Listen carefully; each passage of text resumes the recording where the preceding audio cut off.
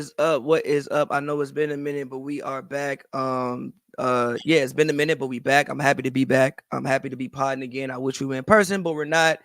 But yeah, Joe, how you feeling, bro? I'm good, man. I'm good. I just got off my bike. Watched a little bit of teammates yesterday. Watched a little bit of summer league. Happy the off season kind of wrapping up. Pretty much, we know where everybody that matters is going for the most part. But yeah, we're good over here. Enjoying LA summer. It's been a dope summer so far. Fact, same. Yeah, man. I started working out myself. Been lifting weights. No, I swear to God. I've been lifting weights. Where? In my building. What? When can I? Let me go with you one day. Okay, come over. All right, bet. I mean, they don't have like it's not like a crazy setup, but you could definitely get you a decent little workout in, though, for sure. But yeah, I guess starting with that, obviously it is full on Olympic season. I am fully invested in Team USA. I was scared for Team USA. I'm still scared for Team USA, but I feel better. But hold on, I feel better after last night. I feel like the Eagle Rain won't let up. Now I don't know about 2028. We might be cooked. And the only team that scares me is France.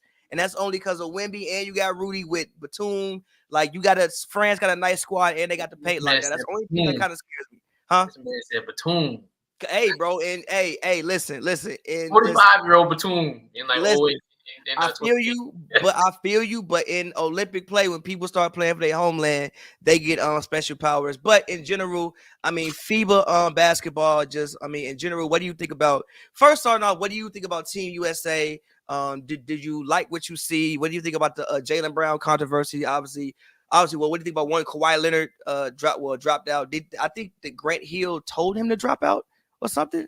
I think the Clippers influenced him dropping out. The Clippers played a role in it, and I think him himself and just a group of people really enjoyed what the statement said is like a group of the Clippers, Team USA, and like his own camp. They all came to the conclusion that's best that you just. I don't know why they put him on the team in the first place, bro. Like the man did. I don't know why they put that man on the team in the first place. I have no idea why they did that anyway. But yeah, Team USA, bro. What do you think? How are you feeling about it? If you caught the scrimmage last night, I caught some of it. I was watching the game at Soho. What do you think about it, basically, Team USA? I like the team. I think they obviously got off to a slow start yesterday. I wasn't really too much of a fan of the starting lineup. People with Curry, Book, Holiday, LeBron, and Edey. The starting lineup, no, I didn't like the starting lineup. I didn't. So okay. So what you want the lineup to be? I say Steph, Ant, LeBron, AD, and Tatum.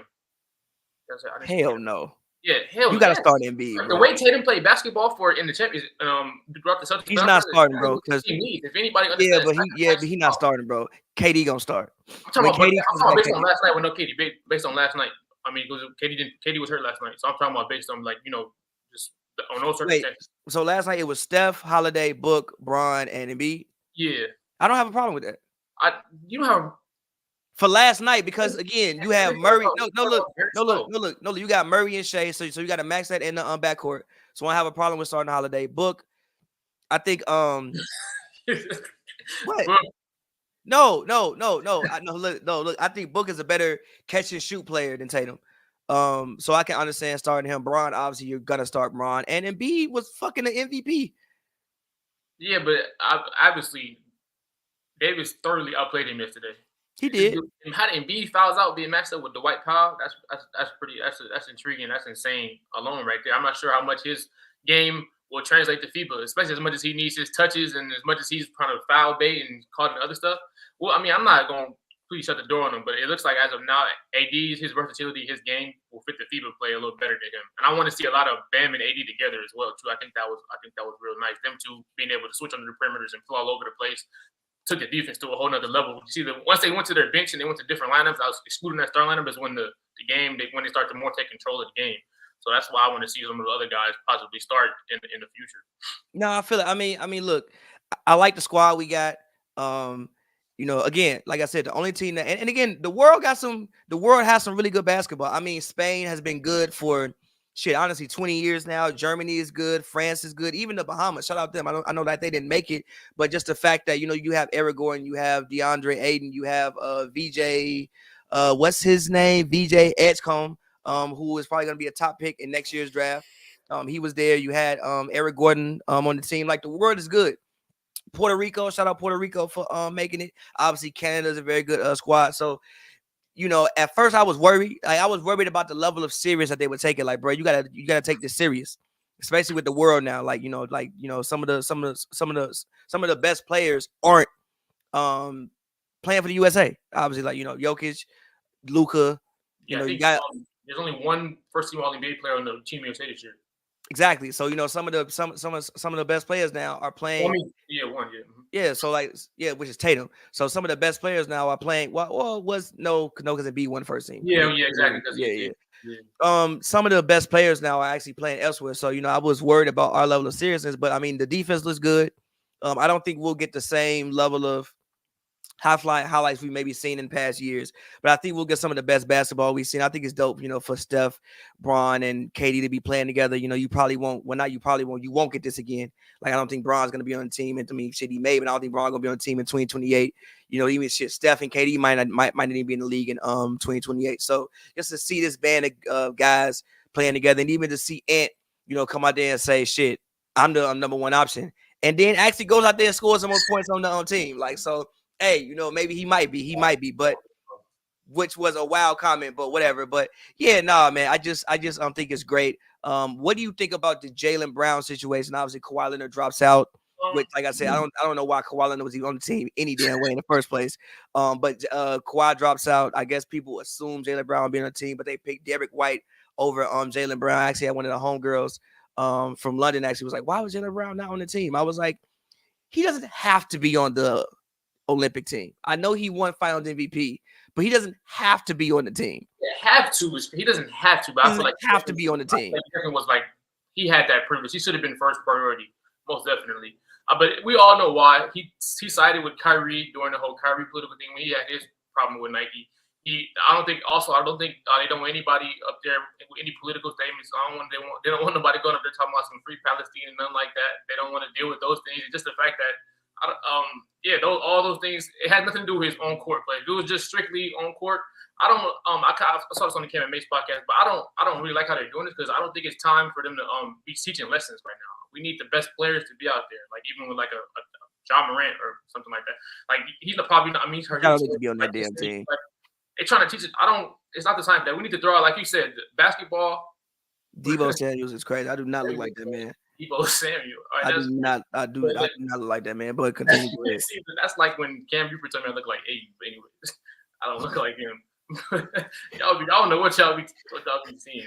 But yeah, now is not the time to be teaching people lessons. I think it's kind of childish of them to leave him off, but I think it's bigger than basketball. It's deeper than just we think Derek White would fit better on the team than Jaylen Brown. Like, why would you, especially replacing Kawhi Leonard? Kawhi Leonard and Jaylen Brown have very similar games. Obviously, Jaylen Brown's more explosive at this point in his career.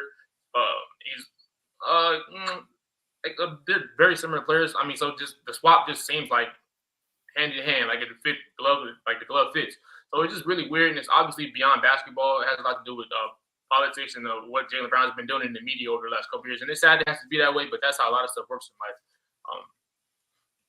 Yeah, I mean, I'm with you. I think he was definitely deserving, but I don't hate Derek White being on the team. Like, I don't hate Derek White being on the team, and I also think that for roster construction purposes, I'm not mad at Derek White being on the squad just because he doesn't need the ball to be effective. He'll go out there and just play defense. Not saying that Jaylen Brown needs the ball. A different dimension, Martin Lawrence. Wow, different dimension, Martin Lawrence is insane. Wow. Yeah, but Derek White doesn't need the ball to be successful. He's kind of used to being like a fourth option or whatever, third, fourth option. So I'm not mad at Derek White being on the team. But yes, I do think coming off a Finals MVP, it would have been nice to have him on the squad. But again, I don't think Jaylen Brown is somebody who has to, like Tatum has to be on the team. Anthony Edwards has to be on the team. Jaylen Brown doesn't have to be on Team USA. 2028, he might have to, but right now he doesn't. He got to be on team. Yes. He still should have been there. There's a lot of players on this team out that don't really have to be. Like Drew Holiday don't have to. There's a couple. You wouldn't be the only one that doesn't have to be there who would be there. So it's why it's like it's I think Holiday kind of does though. Like I don't think there's a better defensive guard in the NBA that you can get. That's Drew Holiday. That to put on the team. Like who you go like? So I think for that, like just depending on like the guards that you're gonna have to see in the world, Holiday has to be on the team.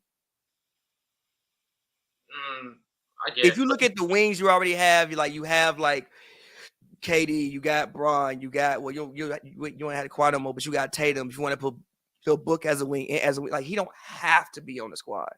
He doesn't have to be. 2028, he probably got to be on that team. I want to see Trent.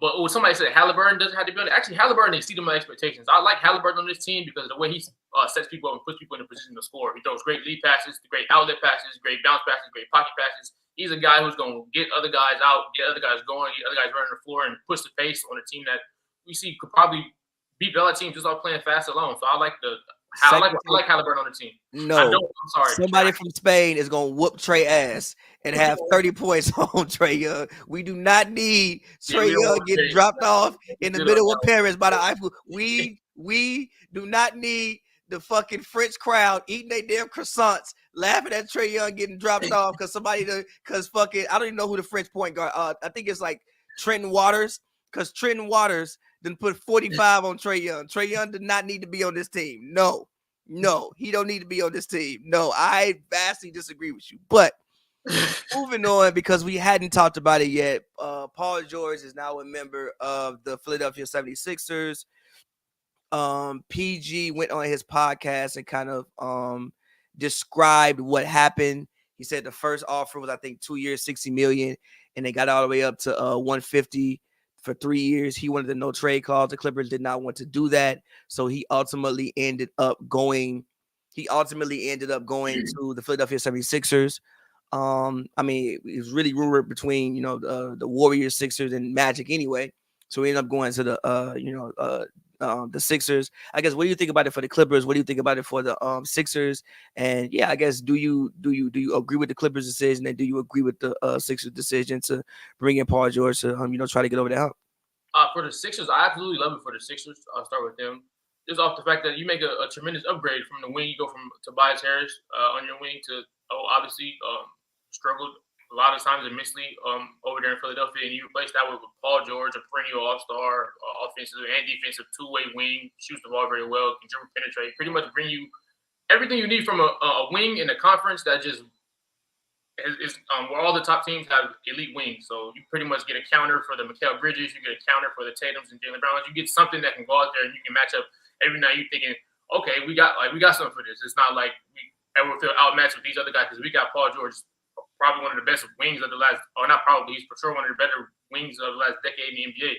So I think that was a great pickup for Philly. But obviously, it's more of a concept with him with health. Paul George he's had really good playoff runs in the past. 2021, he took the Clippers to WCF. He had great runs with the Pacers.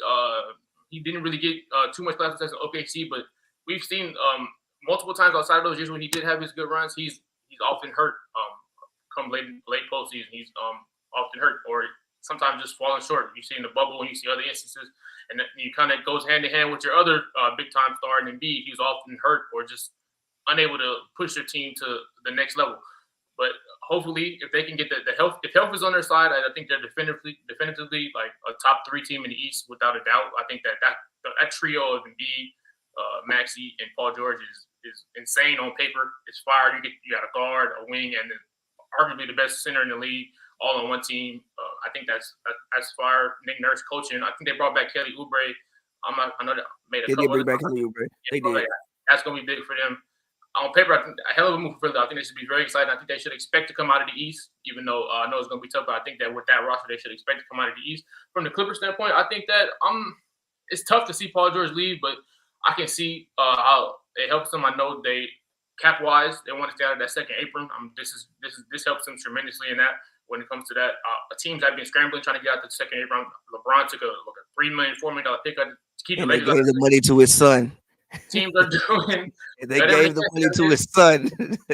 He did not take a pay cut. The money's still in the family. I mean, he still did take he still could have took that three. He didn't have to. He didn't have to gave the money, and they gave the money right to his son. That's what they did.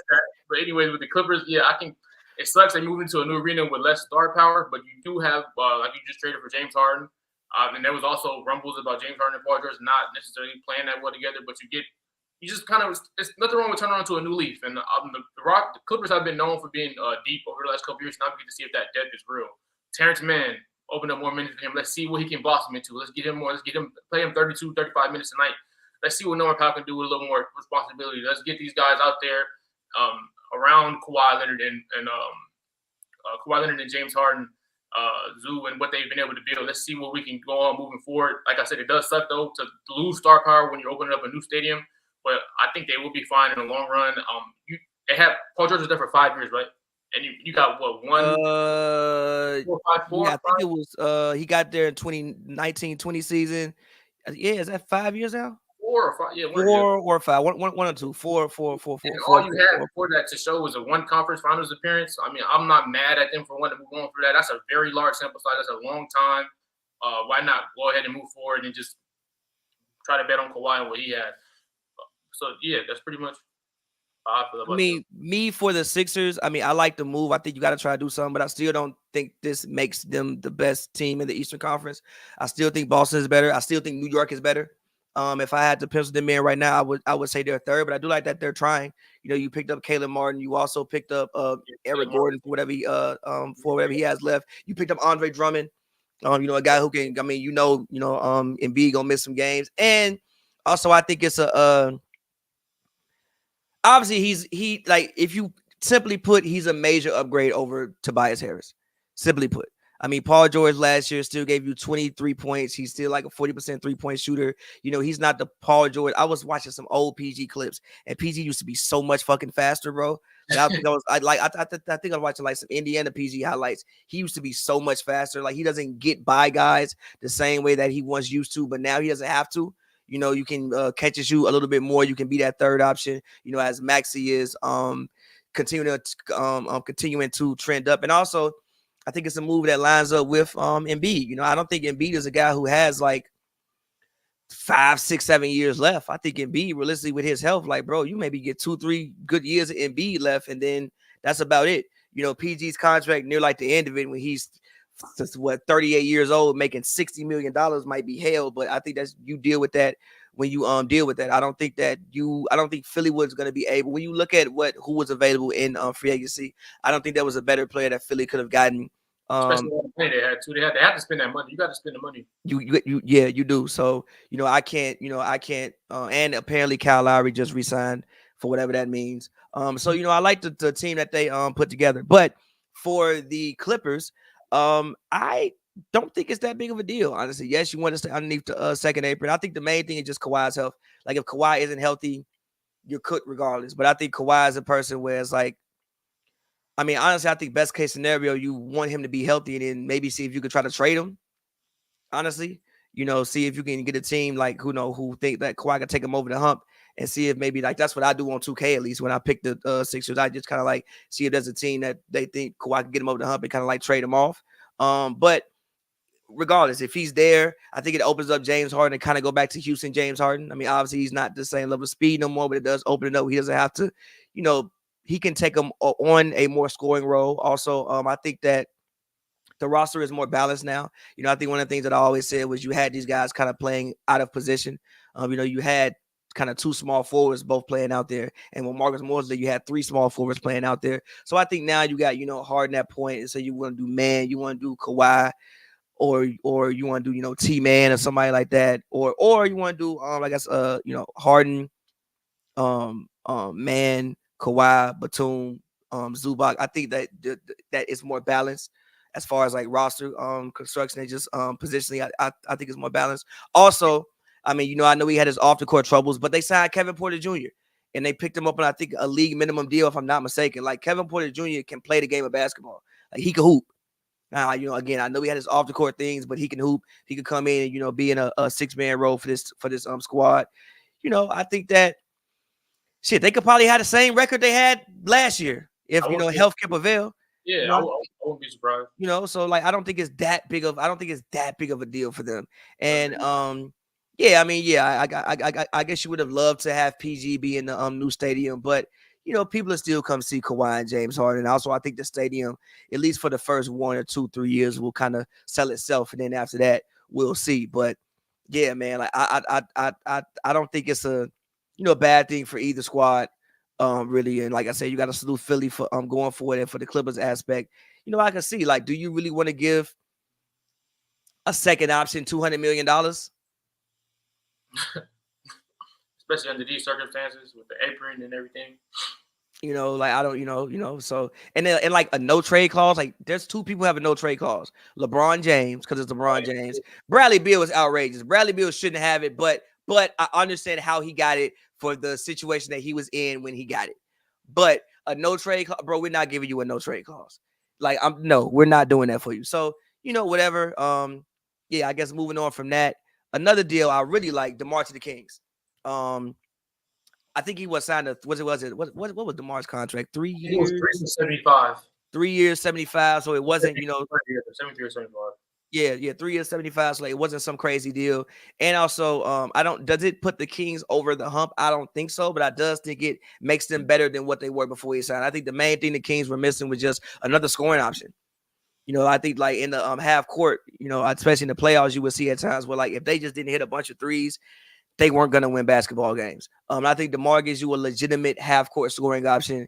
And that's basically what I got to say about that. DeMar gives you a legitimate 24, 25 points that you can use in a playoff series to go along with De'Aaron Fox, and also take some pressure off Sabonis, take some pressure off Malik Monk, take some pressure off Keegan Murray. I don't think Keegan Murray is going to be a guy who's going to turn into like a I think Keegan Murray is more in that Tobias Harris range than he'll ever move to that. Yeah, I think it's in the Tobias Harris range. Like Tobias Harris is still 18 points from last year, or like his potential. Potential. I think it's more like the 15, 16, 17. I don't think he's the guy who's going to get you 22, 23 points. I think he's in that Tobias Harris range of guys. Meaning, if he's in that Tobias Harris range of guys, you need another scorer. I think that they drafted him maybe hopefully to be like that, third or second scorer for this team, but I don't think that's him. I don't think he can be that. He's that, the Harrison Barnes, Tobias Harris, that type of guy. So I think that, bringing in DeMar, another guy who can literally get you 25 points, I think is a huge help for this Kings basketball team. But what do you think about it? Yeah, I think it's a good move for the Kings. They got a proven veteran in DeMar DeRozan, a guy who can get you a bucket in a half-court situation. Like I said, the Kings, obviously Fox likes to play really fast, but when you can't play that fast, you need somebody you can give it to on the wing, on the elbow, in those areas who can literally just get you a bucket. DeMar's a proven NBA veteran. I've been in the league forever, literally like 12, 13 plus years, somewhere around there. Pretty much consistently averages a 20, consistently plays over 70 games a year. He's out there. He's reliable. Very professional. Obviously, a California native. Obviously, Sacramento. He's from Compton. It's like a 4 or 5 hours away. But it's good to see him find somewhere where he can compete. He hasn't been on a competitive team in a while since he left Toronto. He went to since he left Toronto, really he went to the Spurs. Didn't really compete too much there. And then he's in the Bulls, competed for a little bit, but not really. This is the best team he's been on since the Raptors. So it's nice to see him be able to come home and while simultaneously competing at the same time. It's good for him. I'm happy for him. And I think it was a very solid pickup. Shout out to the Kings front office for consistently wanting to be better. I also Harrison Barnes, he went to Spurs. I like that for them too. I like a veteran in Harrison Barnes getting there. But I think this was a really good move for the Kings. I don't think they'll regret this at all. It'll definitely boost their offense. I'm not sure how to. It doesn't really affect their defense too much, but you never have too much offense. But I like this move for the Kings to get a proven guy to come down there on the wing who can get you a bucket when things slow down in different circumstances. Fair. What other free agency moves do you love? I mean, I know we saw. Well, it wasn't. I don't think we saw like colossal amounts of action, but we did see some action. Actually, fuck it, I'm forgetting the whole thing. You want to play? Yeah. I'm actually just forgot about Klay Thompson. Klay Thompson to the Mavericks. What do you think about Klay Thompson to the Dallas Mavericks? Leaving Golden State after a legendary, historic run. What do you think about Klay Thompson to the Dallas Mavericks? Do you like the move? Do you love the move? From the Warriors standpoint, I think it's sad as hell. The legacy he built there, the Splash brother not being able to come to terms on an agreement. And this has been going on for a very long time, similar to the Paul George situation. Negotiations have been going on for a while, and they unable to come to an agreement. I think originally Klay turned down to 248, something like that, and something like that. Yeah, somewhere around there. But I think this Golden State is pretty much cements the end of the dynasty. But I just think that I think they should have just paid him. I feel like you're not gonna win with or without him. I mean, you might have some tax struggles possibly. But I mean, you didn't lose Chris Paul for nothing. You got rid of the Jordan Poole contract. So I feel like you should have just gave him the money. But I am happy for Klay Thompson moving forward. I think he should fit very well with the Mavericks, considering that they need shooters. They need guys who are just willing to stand around, move around, and just shoot the ball, literally, considering Kyrie and Luka going to dribble the ball literally 70, 80% of the time of the game. So I think it's a fresh start for him. I think it's a little sad for the Bay Area. I know it's going to be an amazing game. That the first game Klay plays back in the Chase Center is going to be amazing. I know they're going to give him an ovation. They'll have a little video for him, all of that. But I think it's a good pickup for Dallas, and I think the Warriors should have done a better job of taking care. I think they should have took care of him to where he could at least play another 3-4 years there in the Bay. I know now that also affects Steph. Steph was openly during Team USA. He was very sad about losing Klay Thompson. I think that you want to make sure that those guys are the guys like Steph Curry are satisfied with where they're at. Now Steph might be considering, maybe I might want to go. So maybe I shouldn't finish my career. But I think this is a big mistake by Golden State to not eventually come to an agreement with something to bring home one of your guys who's responsible for making the franchise what it is today. Obviously, I think in 2013, Warriors were only worth they weren't something like that. And now they're a $1 billion franchise. One of the main core guys that got you to where you are right now, I think that you got to take care of him and let him ride it out as long as you can. Because I don't think it really affects their future. Like I said, I don't think they'll win a championship next year with or without him. Especially if they can't get marketing. That's like the last big rumor going. If they can't pull in like a marketing or something like that to help Steph out, this would be a big mistake for the Warriors. But I do like it for Dallas, and I do like how he fits there moving forward. As long as they can keep him moving around. If he gets in that point where he's just standing around, he's not getting the ball too much, I think it'll be frustrating for him. But if Jason Kidd and those guys can get him moving, they also picked up Najee Marshall. If they can get him moving around and kind of similar to the actions that Golden State had him, and I think it'll be a great fit for him, and he'll get a lot of open looks just based off the gravity Kyrie and Luka bring along. I think the narrative that they never took care of Klay Thompson is a little tired. I mean, in the past they did, but they did give him $190 million after he tore his ACL, they signed him a full max. He played two. He got mad at it. He got about $100 million and didn't play no basketball because he was hurt. He was on one of the worst contracts in the league for the past 5 years. Not the last 5 years. Not the last 5 years. 5 years. Not the last 5 years. In the league. 18 on 40 on like 40% of three last. That's worth $190 million. What's that per year? I mean, on this like 50. He won. He could don't. The fact that he contributed to 4 championships has to be somewhere calculated into that $190 million. They got to be somewhere in there. But listen. I'm just saying he was on one of the worst contracts in the league. The contract that they offered, I think honestly it was just like time to go. Like I think Klay just probably wanted a breath of fresh air, and probably he found it in Dallas. Also, taxes. You can keep more of your money in Texas. As far as his fit on Dallas, I think it's a good fit as long as he can. I think it's a good fit. Obviously, he shoots the ball better than what Derrick Jones Jr. shot the ball, but I think Derrick Jones Jr. is probably playing better. In the playoffs, play better defense than what Klay Thompson played all year. But I think there is this narrative that Klay Thompson is washed. And Klay still gave you 18 points on 38% shooting last year. Like, it wasn't bad. You know what I'm saying? So I still think Klay has quality basketball left in him for the next. How old is Klay right now? Klay is 34. I think Klay still has quality basketball left in him for the next 2-3 years. So adding him alongside Kyrie and Luka. I mean, obviously, Kyrie and Luka combined aren't the shooter that Steph Curry is. So I think Steph Curry's gravity alone is why he got a lot of those shots that he was getting. But he'll still get open looks. He can definitely help that basketball team. I think that one of the best things Dallas did, honestly, was I love the Najee Marshall move. I think Najee Marshall getting out of New Orleans I think New Orleans just had like a log jam at certain positions. Even like the guard position when they got rid of Dyson Daniels and got him to Atlanta. I think Dyson Daniels will actually get a chance to excel over there in Atlanta that he didn't get the chance to do with the Pelicans. But just getting Najee Marshall out of that log jam and kind of improving their team. I think that that could bode well for them. And I would like to and I would really like to see what this team does next season. But yeah, other free agency moves you love. What other free agency moves do you love?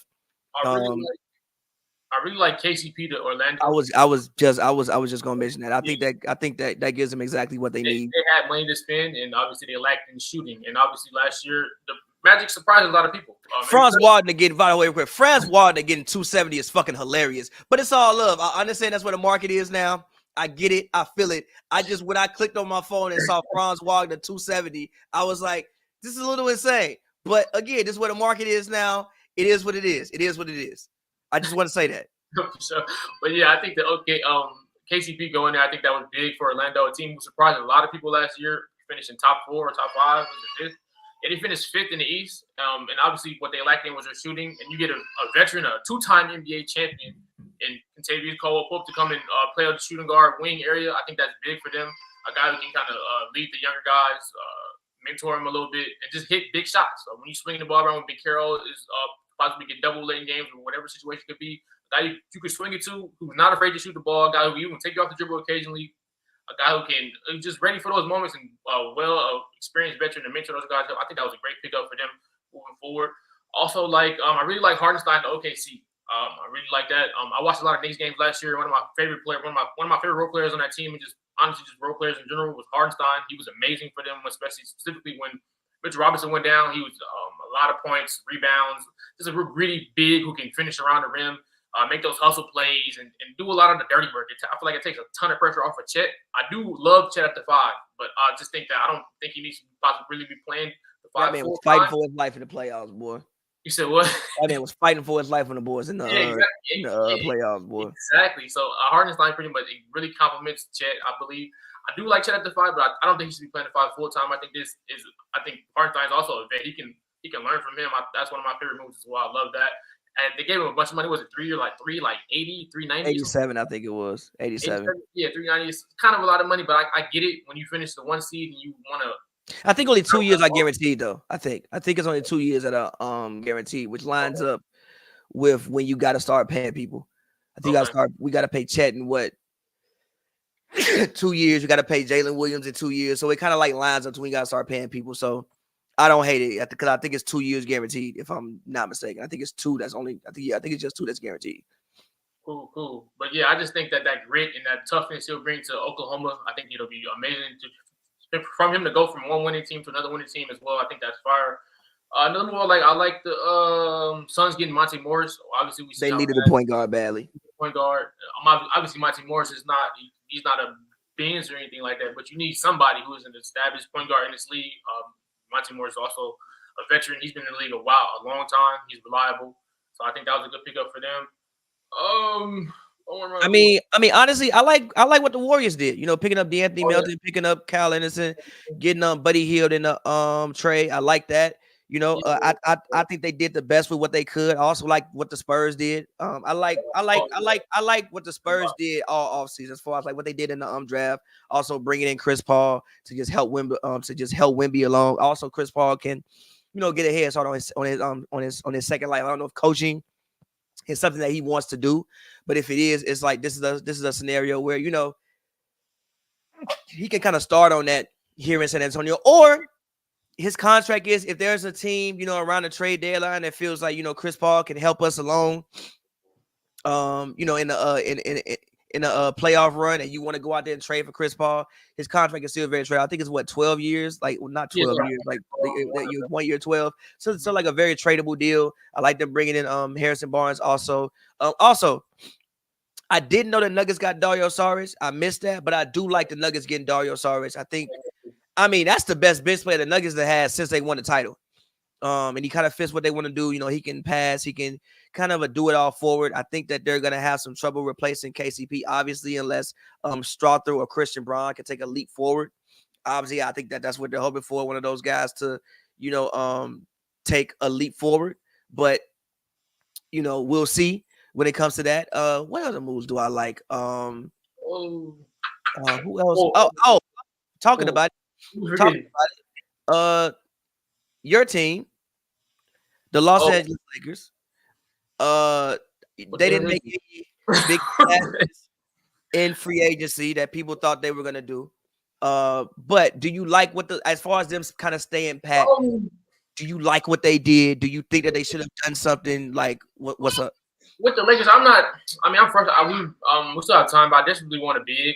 I saw recently Sham said that they were interested in Wendell Carter. I like maybe a Robert Williams, just somebody to take a little bit of pressure off. They gonna get Wendell Carter? I don't know, but that's Sham's tweet though. I'm telling you what they told me. I'm just telling you that's I'm just saying, that's the highlight. The main need is a big, so I got like a Wendell Carter, maybe a Robert Williams, something like that. But I mean, as far as like if you look at most criticism Lakers fans had, and obviously the Lakers had they almost won 50 games last year. We needed big, and they were complaining about coaching a lot. We got a new coach, so we'll see how bad Darvin Ham was according to the majority of the fan base. I think that hopefully JJ Redick comes in, he installs a new offense. I like what we did in the draft. I really like Connect. He had his first good summer league game a couple games ago. Bronny's obviously a project. We don't want to. But we're talk about Bronny later. We could. I'm down. But yeah, I mean, I'm not. As long as Lakers go out and get it big, I think we'll be fine. And JJ Redick is able to do what I'm pretty sure they expect him to do with LeBron and all those guys when they come together. I think the Lakers will be fine, but they have to get it big. I'll rate the offseason as like a B or C if they don't end up getting it big by the time it's over. But if not, then I think at least a B- would be like a B-. Yeah, I mean, I don't think you really had to do much with this team. They're a really good team. A couple holes might be. I mean, obviously the D-Lo thing, he ended up opting in. Don't have too much control over that. But yeah, I think that the Lakers, they should be fine in the next season as long as JJ. I know it's putting a lot of pressure on the first-time coach. They say his last job was a fourth-grade job, but JJ Redick is also an experienced. He's been in the league for over 15 years. Played under Coach K. He's been on TV for the last couple years. He's friends with LeBron. He's friends with LeBron. He's making a good point. He's friends with LeBron, which obviously, every all LeBron's friends ain't apply for the job. It's not like LeBron ain't have Rich Paul up there. Paul would be insane. Rich Paul would be insane. He's friends with Bron. He seems like he, at least going by his pods, he seemed like he be drawing up some shit. So we'll see. He seems like he has a good basketball mind. But I think the Lakers did their best offseason work in the draft. I think getting Dalton Connect at pick 17, a guy who, I mean, dare I say, I think he can win Rookie of the Year, maybe. He has to let's see how quick, or at least get some votes. Yeah, I was looking at the Rookie of the Year, like a Rookie of the Year bet thing, and I was like, if you had to bet on somebody win Rookie of the Year, who would you bet on? And I'm like, damn. Probably Stephen Castle. I'm not mad at that, but it's still it's a little tough. Like when you I would say probably Stephen Castle for the Spurs. I probably agree with you. He also loses in the summer league as well, but yeah, probably I would probably say him. Kind of a tough, but rotation. But I think that's what's probably like their best work. I think getting an NBA ready player at pick 17 or 19, whatever I think was a good thing. And also I think we got to remember they were hurt last year. They signed Gabe Vincent. He basically died immediately. You picked him up, he died. Jared Vanderbilt died halfway through the year. I think that all you can really do is bring the game back and just Yeah, I said the Vanderbilt injury was big. Yeah, I think that all you can do is getting his ass folded. Yeah, I think that. Yeah, I don't think Vanderbilt going out like that. Yeah, I think that all you can do is just bring the gang back together and hope that one, you get better with consistency as far as guys playing together. You can have another good healthy LeBron year. Knock on wood, you can have another good healthy AD year, and you bring the guys back, and you see you got a new coach, and you can see what you could do this year. I don't think there was a move maybe the only move I would have. I mean, obviously Donovan Mitchell re-signed with the Cavs, so that kind of was a thing. But I don't even know how they were gonna get Donovan anyway. I mean, I think maybe if you Trae Young, but once you trade DeJounte Murray, why would you trade Trae Young? Did they hire a coach? Did Cleveland hire a coach yet? I know they did, right? I can't remember. Did Cleveland hire a coach yet? Yeah, they got Kenny Atkinson. Okay. Yeah, so Okay. Yeah. Yep. So I'm not mad at what they did because I don't know what the options really. I mean, after Klay said he didn't want to come for the mid level. I mean, Jonas Valanciunas, I don't know how much Jonas puts you over the edge of anything. It's once you miss out on those guys, I mean, I don't think there's really anybody else really left to get for real. So yeah, I think they kind of did their best work by just staying pat, trusting in the roster that they put together, and again in the draft, I think picking up Dalton Kmet because again, what they really need is shooting, and he's an NBA ready guy. He played 4 years in school, so I think that he can come in and is a guy who can have an impact on this basketball team from day one, in my personal opinion. I agree. Yeah. But Bronny James, the biggest summer league story probably so far. Bronny James, he's played 2 games in summer league. I think the first game he had 4 points. Yesterday, I think he had like 3-5, 3-3, and something like that. He's played 2 games. Didn't he miss one with a sore knee? Yeah, he missed one with a sore knee. But he played yesterday. Played against the Heat, and I forget who the first game was against. I think it was the Kings, if I'm not mistaken. Maybe Kings he played. Yeah. In the second game, I know they played the first game. First game, I know. Yeah, the second game was the Heat. For sure. Yeah. I guess we got to talk about it. What do you think about Bronny James? I think, I don't think it matters that much, but I do think it's worth talking about because it's like one of the biggest stories in sports, literally. I think it's cool as hell, but I think that there is some upside to the pick. I don't think it's all nepotism, all of like just he's my son. I think he's already. It's a lot of he's my son. It's a lot of it, but it's not 100%. He's my son. Not 100%. He defends the perimeter well. He's a great. I think that's there already. I think he can already be like a C, a B perimeter defender off rip coming into the. I'm not giving him a B. In some of the, I think so. He's 206. He's 206. I'm not giving him a B. Bronny's athletic. Have you not seen? No, literally. Look. Take this for example. Look, Bronny's 206. Drew Holiday is 210. Trey Young. I don't believe Drew Holiday. Trey Young is like 170, bro. Like I don't believe Drew Holiday. Like 170, but you coming out there with a 30-pound advantage on these guards, that means something. And you're quick and athletic. That already right there puts you at another level to where I trust you out there in the perimeter. It says Drew Holiday is 205. I don't believe that.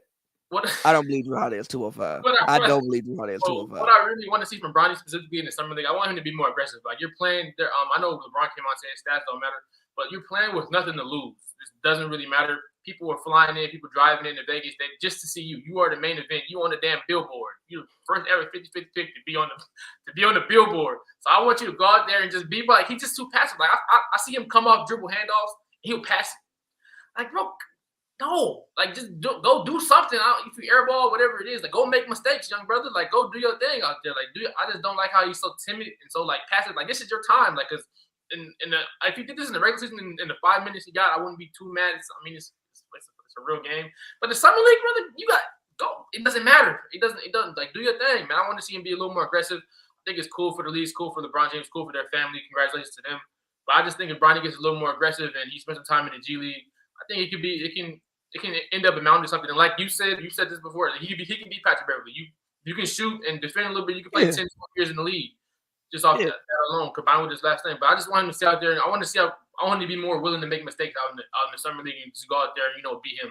I feel like the reason why he missed that second game, I feel like he was more cooked mentally than what he was his actual knee. I don't think a 19-year-old LeBron James son is missing the game off of a little sore knee. I think that all of the talk is kind of it's a lot. I mean, every podcast, every headline, everything is Bronny James, that.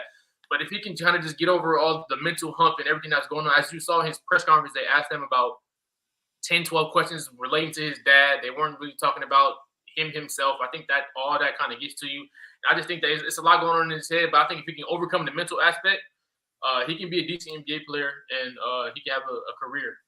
I want him to go out there and do a thing. Just make some mistakes, man.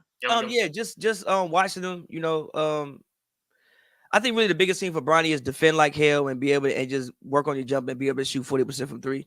I don't think Bronny will ever be a star, I think Bronny is a complimentary player, but I think that he's a player that you could plug, again, best case scenario. I think he's a player who could play on a winning team. If he's going to go out there and defend the way he's been defending, I mean, he had 3 steals and 3 blocks. Like, I could work with that. If you a guard, you can go out there and, take the challenge of guarding the best point guard. Like, we are in a guard-heavy league. And we're going to continue to be in an even more guard-heavy league where guards are going to have a lot of responsibility and be dribbling the ball a lot and doing a lot with the ball. If you can go out there and take that challenge of like guarding the Dames, the Trays, the Donovan Mitchells, the Kyrie Irvings, those that quality, the Shea. Well, he's maybe too small for Shea, but like that, the Jamal Murray's, like that quality of guards. If you're going to go out there and do that and be able to shoot 40% from 3, I don't think he'll ever be a guy who's a starter. I don't think he'll ever be a star, which is why I think when you see him play, you want him to be more aggressive, but that's just not him. Like, he's a complimentary player. Like, he's a guy, he does the other things, but I think that if he can, again, play defense like hell, if he can get his three ball to about 40%, I mean, yeah, at least he doesn't look, granted, it's summer league, but he doesn't athletically look out of place on the NBA floor. Which is, I think, a huge thing. He may be a little bit undersized, but athletically, he doesn't look out of place. So again, if he could just work on those things that I just said, I think he could hang around a roster for 10 years.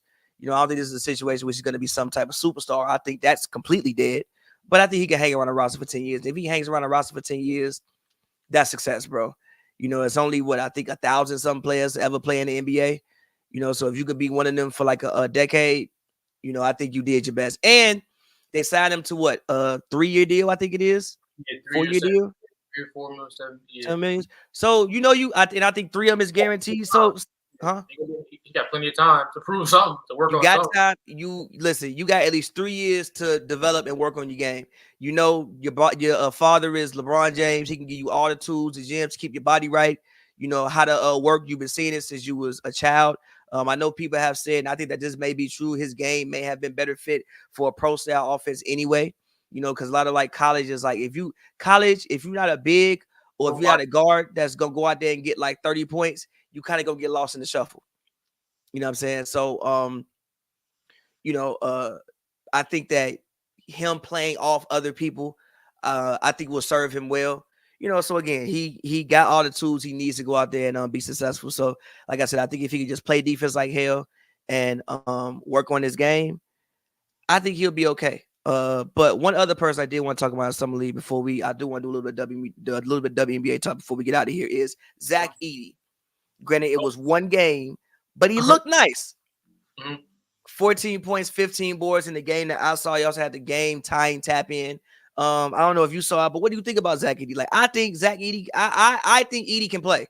Like, granted, do I think he's gonna be some superstar? No, but I think Edey can play. I think he's one thing you can't teach his size. Jaren Jackson Jr. don't want to rebound the damn basketball anyway. He want to go out there and be a guard anyway. So now he can go out there and stay on the perimeter, shoot all the threes he want to shoot any damn way. And I also think it frees him up, help side defense. If he was getting 3 blocks and you got Edey right there doing this, I think him coming up to clean up everything, I think could be great. So I think that it was a good pick for Memphis. What they really needed was a center after Donovan Clingan was gone on the board.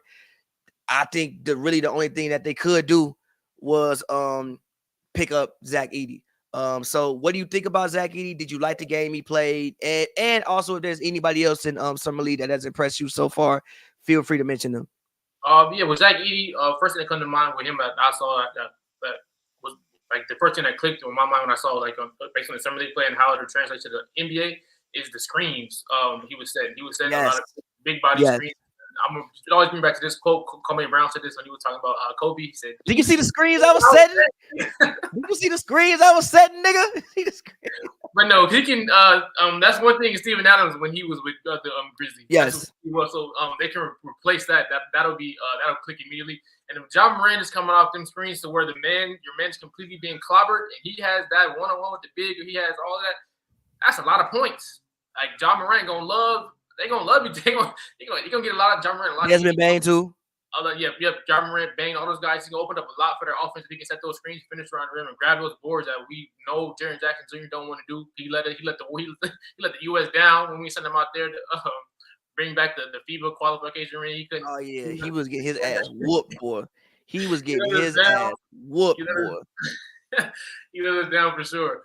And then as far as the summer league, I haven't watched too much of the summer league to be honest. I know Castle looked good for the Spurs. I watched the Lakers game. I know the dude Connect he finally came along, but I haven't watched too much summer league to be completely honest with you. So you guys, is there anything? Maybe you bring some up. Maybe I did. Keyshawn, what's his name? Keyshawn Johnson was Miami Heat. He went to Arizona. The game I watched the game that he played against the Lakers yesterday. I think the Heat may have, the Heat always do this shit where they find somebody who's undrafted or whatever, and they bring him in the system and they become like a solid player. I think that he could be the next guy for that basketball team that could come in and be a solid player, Keyshawn Johnson, for the Heat. But I will say who I'm looking forward to seeing. I'm looking forward to seeing Scar. I'm looking forward to seeing him play. I'm looking forward to seeing Reed Shepherd play as well. You know, I think that's a guy that could take over. I think especially with that squad that they have, I think he could take over the Fred VanVleet role. And you know, be like I think, you know, best case scenario, you got Mark Price. I think worst case scenario, you got a Steve Kerr, but will a Steve Kerr who can guard. And a Steve Kerr who can guard and is more athletic. So I don't know who that is, but if Steve Kerr could guard and be more athletic, you got that. Best case scenario, you got like a Mark Price. So I'm looking forward to seeing those guys play. No, also I like Jerry McCain, the famous Jerry McCain, fancy. Yeah. I thought he did a good job of getting downhill. He can obviously score the ball. I think he don't have no choice but to play good because if you posting them TikToks and playing yeah. Oh my God, yeah. Glad he did that. You have no choice but to go there. You paint your nails, scoring TikTok. You better be out there giving me at least 14 points, dog. You got to be out there. You can't suck. You can't suck. He kind of reminded me of like a Kobe White, kind of like a score first type guard who can make plays for others and make plays for himself. So I'm glad he went out there and played good despite considering all the outside noise he brings with him. Which if Philly got that coming off the bench, that's A1. Yeah, that's it. Having Maxey, if they got another scoring guard who can like come downhill coming off the bench, that's great for them. I think it replaces. I think it, you know, gives them a better version of what they had in campaign last year.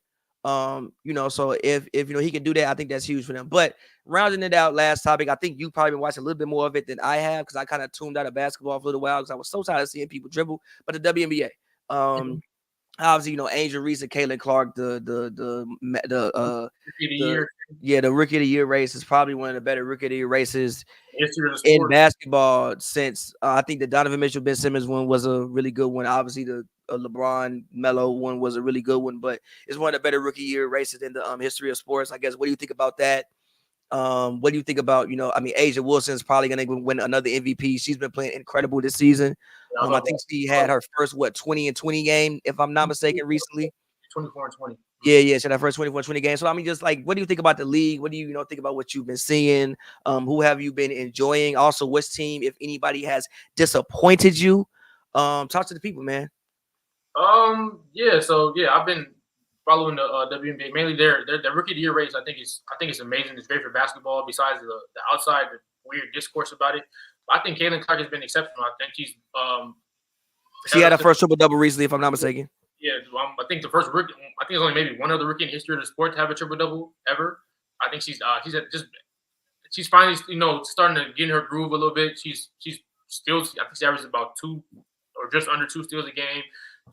She made 5 threes the other day. She's really coming to her game, and I think that they're building chemistry a little better with the fever. Starting to get used to playing with her. A lot of times you saw in the beginning of the year, she'd make those outlet passes, she'd make certain passes, and they were getting dropped. Literally, like, because they just coming hot with her. She don't find you if you get open. I think that now they're starting to expect that. I think that now they're starting to bound with her a little more. Now she's getting a little more comfortable. And I think that she's really hitting her stride. And I love how she impacts the game in so many different ways with the rebounding, pass, and assists, and obviously grabbing the steals. And the way she pushes the pace, it's just exceptional. And the attention she brings from the defense. As soon as she crosses half court, they're there. A lot of doubles opened up a lot of things for other players. I think Aaliyah Boston, Kelsey Mitchell are really like starting to learn what she brings to the game, what she brings to the team, and how they can feed off of that energy. I think it's been better as of late.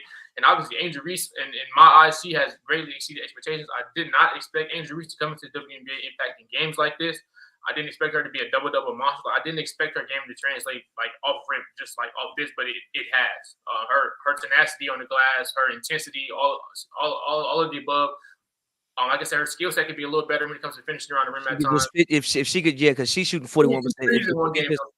I saw that. Yeah. I saw that. But I just think that she's been exceptional, extremely marketable. The Chicago Sky have been fun to watch. She got the city buzzing. She got the women at the games. I've been like seeing a bunch of the homegirls. Kennedy has also been. Kennedy Carter has been amazing this year. She is. I mean, but Kennedy Carter can hoop. She just has other problems. But she can hoop. Yeah, I mean, you know, even when she was in Atlanta, she could ball. Like, her hooping was never the question. It's just the other stuff with her. But her playing basketball was never the question. She could hoop. Yeah, Kennedy is nice. Yeah. I like how she gets downhill and Kennedy Carter. Oh, Kennedy. Oh, Kennedy. And Cardoso has been. She's interesting. I feel like she has her moments where she sometimes looks like she doesn't belong, but she also has her moments where she is playing well. Sometimes she reminds me of Liz Cambage, and sometimes she reminds me of a really good rim protector. She just needs to find that mode in between sometimes, and I also think that she plays a little too much. I think that she needs to move. She moved a little bit more. Sometimes she gives up a little too many fires. As big as she is, like there shouldn't be as many layups giving up when you're on the court. If you're that big, you need to learn verticality and get down there and stand your ground.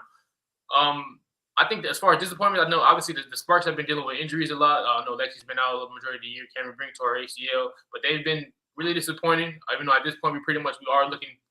We're on the tank train now. We got a tank for we need a guard. We got a tank for Page. But heading to the year, I had high expectations for them. I think De'Arica Hamby has been exceptional. She was named an All-Star this year.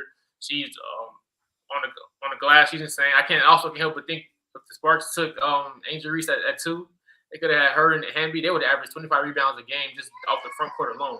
But anyway, the Sparks a little disappointing, but hopefully the disappointment this year can lead to a quick turnaround next year with the possible tank. I also really like Rakia Jackson on the wing, the small forward, the rookie they drafted 4th, I believe. She's been pretty good this year. I like her game. From that wing position, she can shoot, she can dribble, she can put it on the floor, play make a little bit. I like what she has brung.